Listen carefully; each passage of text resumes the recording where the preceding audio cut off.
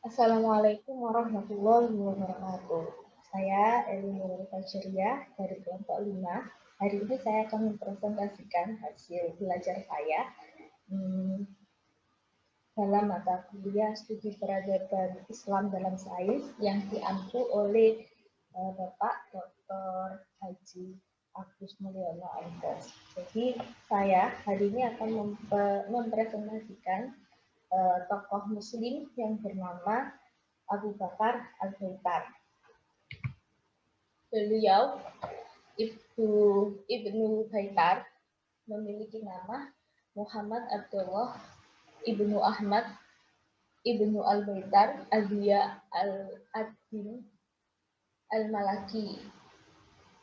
Beliau lahir di kota Malaga pada akhir abad ke-12. Beliau menghabiskan masa kecilnya di tanah Andalusia. Kemudian pada tahun 1248 beliau meninggal di Damaskus. Selama masa hidupnya beliau dikenal sebagai ahli botani dan ahli farmasi di abad pertengahan. Dunia mengenang beliau sebagai seorang yang paling berjasa dalam bidang tumbuh-tumbuhan dan berpengaruh dalam perkembangan ilmu botani. Sejarah singkat tentang beliau Ibnu Baitar. Jadi minatnya pada tumbuhan itu sudah tertanam sejak kecil, sehingga ketika beranjak dewasa beliau pun belajar mengenai ilmu botani kepada salah satu ahli botani terkemuka di masa itu, yaitu Abu Al-Abbas Al-Nabati. Dengan gurunya Abu Abbas Al-Nabati, beliau mengumpulkan tanaman di sekitar Spanyol. Al-Nabati ini bertanggung jawab dalam mengembangkan metode ilmiah awal, memperkenalkan teknik empiris serta eksperimental dalam pengujiannya, kemudian deskripsi dan identifikasi dalam materi medika. Dengan pendekatan tersebut diadopsilah oleh Ibnu Baitar. Kemudian selain Abu Al-Abbas Al-Nabati, beliau juga belajar kepada Ibnu Al-Rumayyah, yang kemudian beliau menguasai tiga bahasa sekaligus, yaitu Spanyol, Yunani, dan Suriah. Berbekal kemampuan berbahasa inilah, beliau mengadakan perjalanan ke beberapa negara untuk mengembangkan ilmu yang diminatinya. Dari sinilah Al-Baitar pun lantas banyak berkelana untuk mengumpulkan beraneka ragam jenis tumbuhan. Nah, pada tahun 1219 beliau meninggalkan Spanyol karena tadi kan beliau akan mengeksplorasi tumbuhan-tumbuhan yang ada selain di sekitar Spanyol. Jadi pada tahun 1219 ini beliau meninggalkan Spanyol untuk sebuah ekspedisi mencari ragam tumbuhan. Beliau bersama para pembantunya menyusuri daerah pantai utara Afrika dan Asia Timur. Lokasi utamanya yang dikunjungi yaitu Bugia, Konstantinopel, Tunisia, Tripoli, Barkah, dan Adalia. Kemudian pada tahun 1224 beliau bekerja untuk Al-Kamil, gubernur Mesir, dan dipercaya menjadi kepala ahli tanaman obat. Kemudian pada tahun 1227 Al-Kamil ini meluaskan kekuasaannya hingga Damaskus, dan Ibnu Baitar yang selalu menyertainya memanfaatkan kesempatan ini untuk mengumpulkan tumbuhan. Jadi wilayahnya itu wilayah dari kekuasaan Al-Kanun itu kan sangat luas, ya, termasuk Arab dan Palestina yang dikunjungi oleh Al-Baitar untuk mengumpulkan tumbuhan. Gitu. Nah, ini adalah karya-karya dari Ibnu Baitar. Yang pertama yaitu Kitab Al-Jami' li Mufrodat Al-Adwiyah wa Al-Aghziyah.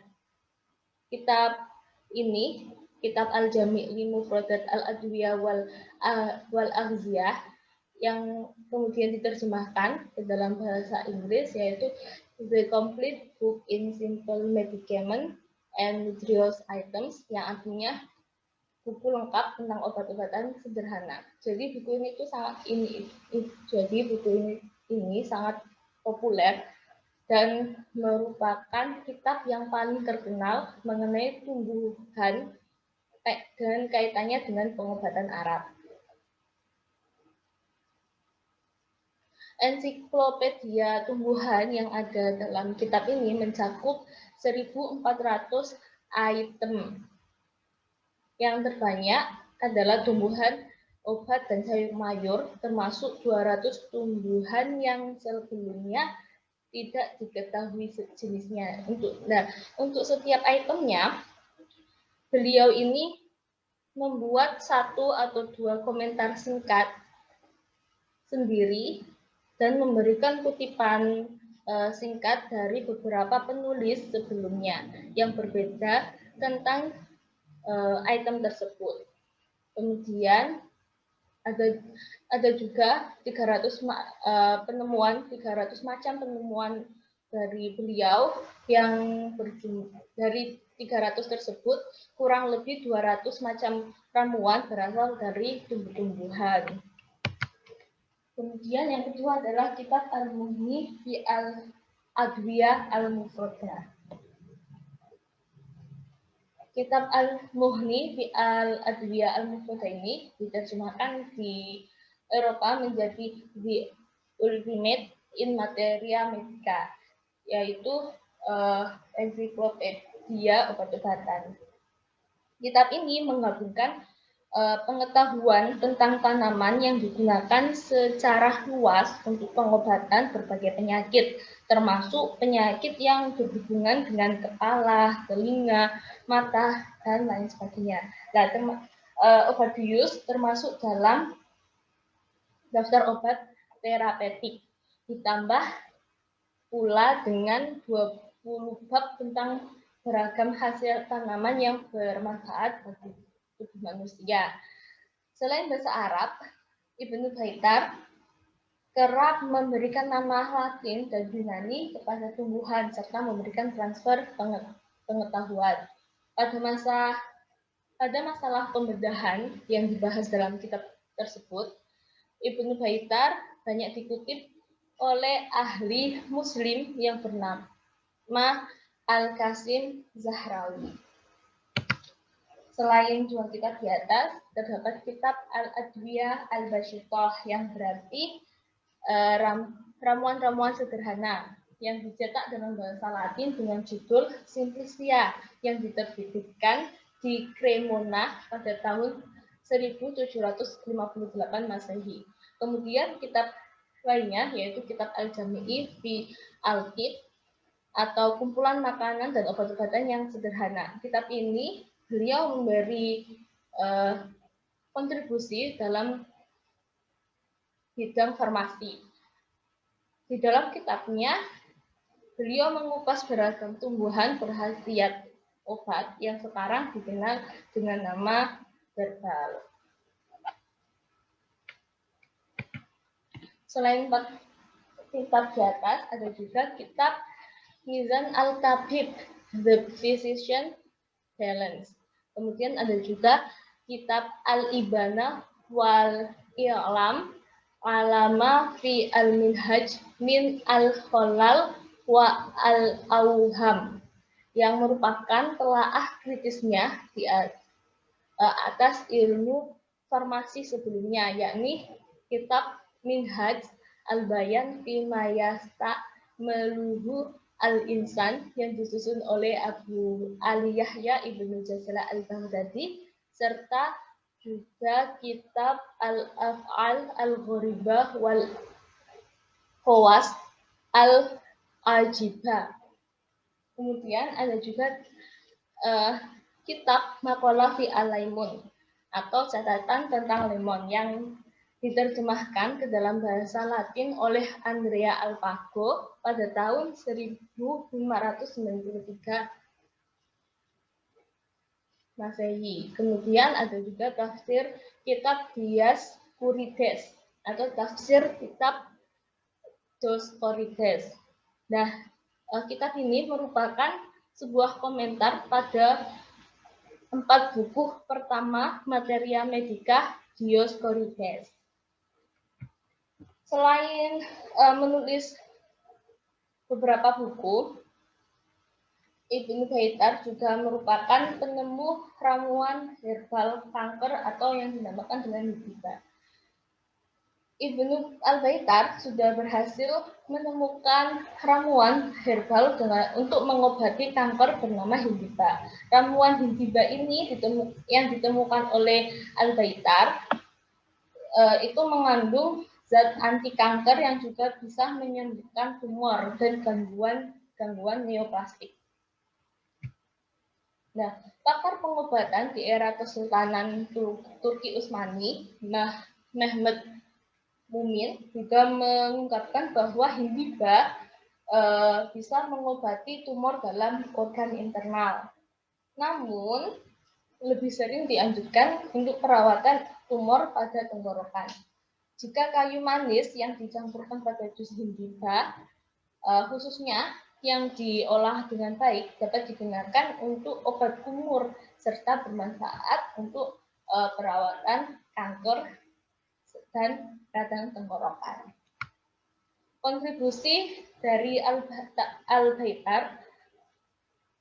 Nah, kontribusi Al-Baitar ini merupakan hasil dari observasi, penelitian, serta pengklasifikasian selama bertahun-tahun. Dan karya-karyanya di kemudian hari amat mempengaruhi perkembangan ilmu botani dan kedokteran baik di Eropa maupun di Asia. Meski karyanya yang lain, yakni kitab Al-Jami, baru diterjemahkan dan dipublikasi ke dalam bahasa asing, namun banyak ilmuwan telah lama mempelajari bahasan-bahasan dalam kitab ini dan memanfaatkannya bagi kepentingan umat manusia. Jadi catatan-catatan Ibnu Baitar itu adalah catatan terpenting dalam dunia tumbuhan dari seluruh periode kejayaan ahli botani, mulai dari masa Dioscorides sampai abad ke-16. Oke, terima kasih. Cukup sekian dari saya. Kurang lebihnya presentasi saya mohon maaf sebesar-besarnya. Ihdinas siratal mustaqim. Wassalamualaikum warahmatullahi wabarakatuh.